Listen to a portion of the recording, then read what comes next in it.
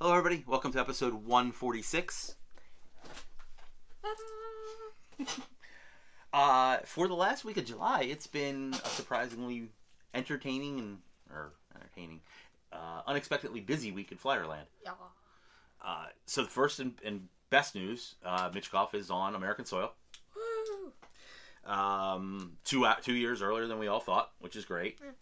There's good and bad with it. I mean, the good thing is he's here. So we don't have to hear, he's not coming, he's never going to come, Russia's not going to let him go. All that nonsense is gone.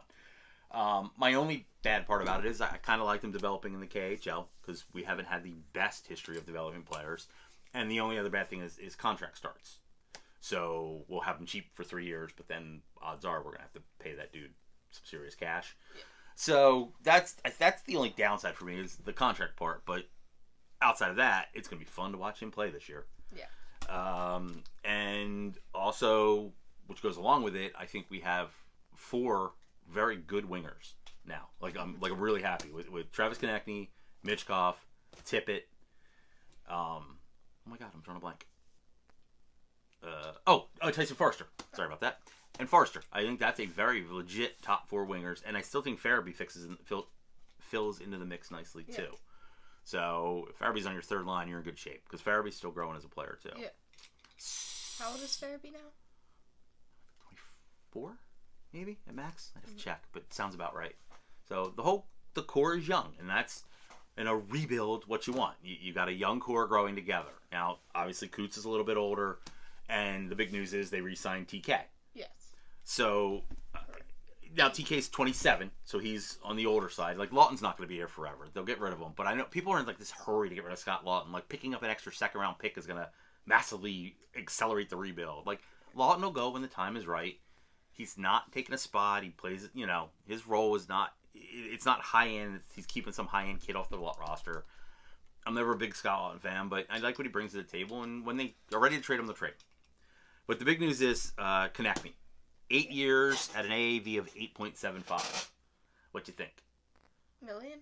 Yeah, 8.75 million average annual value. So that's basically his cap hit, essentially. That's a little expensive, guys. It's a little expensive. I mean, it's reasonable for considering, but it is. It's also he's gonna be pretty old by the time he's gonna be 35, which is older. When the contract ends, yeah. So when Giroux signed, everybody was like, oh my God, he's going to be 35, and it's a disaster. Well, Giroux's still producing at almost a point per game. So for Giroux, it worked out. Now, there's certainly other players that sign at this age that it doesn't work out. Yeah. I've got to admit, in the beginning, I was not a huge Konecny fan. He's definitely won me over. I think in the last 2 years, especially last year, he's really matured. His penalty killing. He's playing in more situations. I'll be able to drink when he's done. That should tell you how long the contract is. So yeah, there's not a soul on earth except for TK that likes the length of the deal. Yeah. But here's the thing, right? So the longer the contract, the lower the average annual value because you're spreading it out more. You're giving the player more stability, so they take less money for the year. Is the way it traditionally works.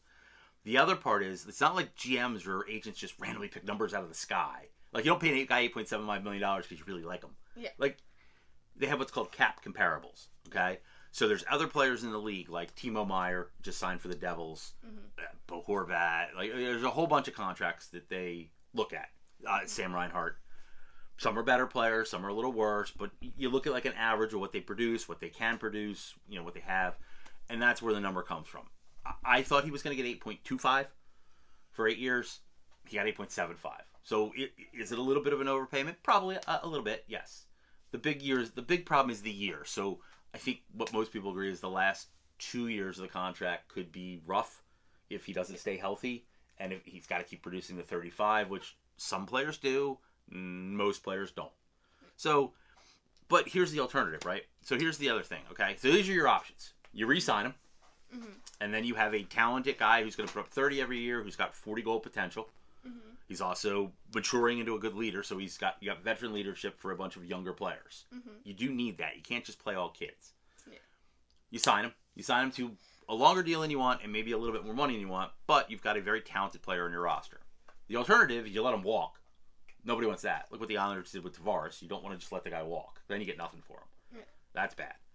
The other thing is the Flyers have had 2 years now, in my opinion, to look to trade him, right? Yeah. Okay, so now let's go that way. You trade TK.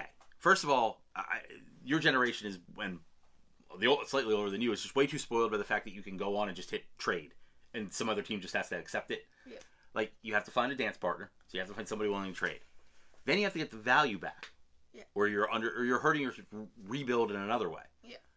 So most teams don't trade out of the top 10, especially not out of the top 5, and that's where the elite talent is, or at least your better shot of finding elite talent. Yeah. So now, do you trade TK for a 10 to 20 pick, which most of the people out there who absolutely love rebuild and want to tear it all down agree that your shot of finding higher talent isn't there. So basically, my concern with trading TK is you're not going to get nearly as good a player back. Yeah, I like what they did. Now you've hurt your overall roster because now you don't have as good a player. Yeah. TK's still got 5 solid years left out of him out of these 8 years contract. Maybe it'll go to 6, maybe 7, but I would say the betting money is he's at least got 5 strong more years. Well, that's, Michkov's here now. Farabee, next year they've got a lot more cap space. Yeah. We'll see how Kutz's health is. I think if he plays with Michkov, Frost's numbers are going to take a big... And Drysdale. If Drysdale's healthy, that power play should be much better this year, which will make TK a 70-point guy, which will help a lot of these guys. Remember they scored, did they score a power play goal last year? Drysdale will help that. I think York will get better at it as he's aging. I think he's going to be power play too. So, is it ideal? No. But in sports, nothing's ideal. These guys aren't going to take less money. TK's like, oh, just give me $5 million. That's not going to happen. And I do. I think if you traded him, I think that's why Danny hasn't traded him, is because he never got a deal that was worth it.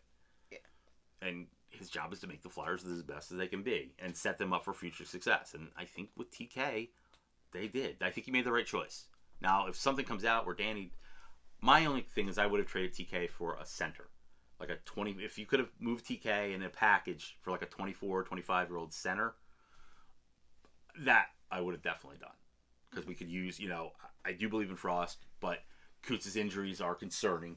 I believe him that he's going to be healthy, but he is on the wrong side of 30, and it's concerning. So I would have moved TK if I had a rock-solid 24-year-old center coming back. Guys, I could never do this job because I, would get too sentimental with them, right? I would just be like, I can't just trade him. I can't just move him away. He's done all this for me, and I can't just, I get it. And there's a fine line, though. It's paying, for all GMs, it's paying players on what they've done to a degree. It's also playing on things what you think they're going to do. Montreal just signed this young winger to a insane contract. He hasn't earned it yet, but they think he's going to earn it. And in the salary cap era, that's a lot what happens now. So it's a tough job. All of us sit here and play it, and I've been playing armchair GM for 30 years. But it's a tough job, and it's a lot of decisions. And it's always easy when you don't have to actually make the trade. It's, just trade him. You got to find a dance partner. And, and not everybody is out there. Danny has done well. He traded Provorov and got a good return. He traded Walker and got a good return. He has added draft capital and things to the rebuild. Just because they didn't do it exactly like some Flyers fans want to say, doesn't mean it's not. Most of this roster is redone. And there's still holes. Let's see what Drysdale can do. I still think you're obviously going to need another defenseman. Hopefully Bonk fills that 4th spot. He's looking good. He's going back to juniors. They are going to need another center at some point, but they are going to have cap money too. So, and it is. Nobody expects them to be cup ready this year. But you need to lock in pieces. And then the other thing is, too, the only upside to, long-term contracts is, first of all, the cap is expected to keep going up, and going up a lot now that Utah's in the league. So a couple years from now, every year down the road, contracts look a little better because the cap's more. But the good thing about having everybody, Tippett and all these guys on long-term contracts is you know what you're spending, and you know what you have to spend. I'm magical. You are. Wow. Greedy eyes. Show 'em. That's the keychain we got. Oh. It didn't go. Magic's over. No more magic. So, I don't know. Let us know what you think. Yes. Just looking at it at face value, it's a lot of money. And fans always freak out about a lot of money. I like money. Yeah, exactly. I like spending his money. We spent Now you gotta spend TK's money. I want to say we spent $400 last night. I'm getting a beer dragon. You are. Well, you've earned it. You got straight A's and... You did good. So we've. And we've been redoing my bedroom, so. Yes. I'm so excited. It looks so good. Yeah. Yep. It does. She did a very good job. We pre-painted everything, so she's excited and happy. And yeah, I basically went spending like I was Bobby Clark back in the day when there was no cap. I was just like, woo! My heart. But she's happy, and that's all that ever matters. So please, we're gonna wrap this up because this went long. Please let us know what you think. And calm down a little. Some of you guys out there on Twitter gotta. We gotta share my anxiety meds. You gotta, yeah. I get it. Nothing's ideal, but you just enjoy the season. Oh no, I've got to watch a guy who could score 40 this year. Like, enjoy it. Michkov, it's gonna be a good season. So, and I do think long term, Danny's got a plan. And sometimes for every really crap contract, you get somebody that's actually on a better, probably being underpaid, and that's the balance you got to find. So there's like all those years, like people complain about Voracek being a little too high, but Simmons was making way less than he should have. Yeah. So it's a balance. It's a cap as a whole. Okay, so interview. Matt Miller? Oh, yeah, Matt Miller. So Matt Miller was a camp invite, played a little with the Phantoms last year. Extremely nice guy. Was very helpful. You had very nice advice.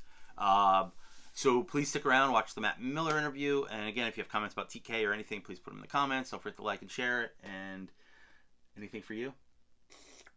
Sorry, I was a little fired up this week. It was a big week. I was expecting nothing this week, and boom, boom, boom. Michkov just top. Danny Carey, Michkov sticks. How cool was that?